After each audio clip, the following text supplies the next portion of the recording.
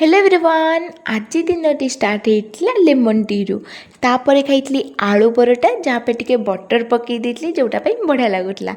तापर आज लंच पर टेस्टी टेस्टी खाଇବା बनेछि जोटा कि भात सोयाबीन आलू कषा आ छतु बेसर। भात सहित सोयाबीन आलू कषा को गोलई देली तापर टिके छतु बेसर आ पियाज नहीं जो बाइटटा नेली ना उफ बहुत शांति मिलला मते।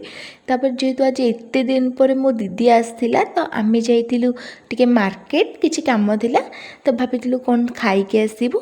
तो फास्ट जाइंकी मोमोज ऑर्डर करथिलु जोटा कि जम्मा भी भलो नथिला जम्मा भी टेस्टी नथिला। तापर आसिकी खाइथिलु अंडा चप आ चिकेन पकोड़ा किंतु अंडा चप आ चिकेन पकोड़ा बहुत टेस्टी ला। देखंतु एई चप्पलटा मो पई मो दीदी आनिछि बढ़िया लागुनी आ मो दीदीर फ्रेंड मो पई एते सारा चॉकलेट एते सारा जिनस बिचन आ एते जिनस खाई तो राति रे खाइबा किछि इच्छा नथला हेति पई मु गोटे मीठा खाइली। रहुची।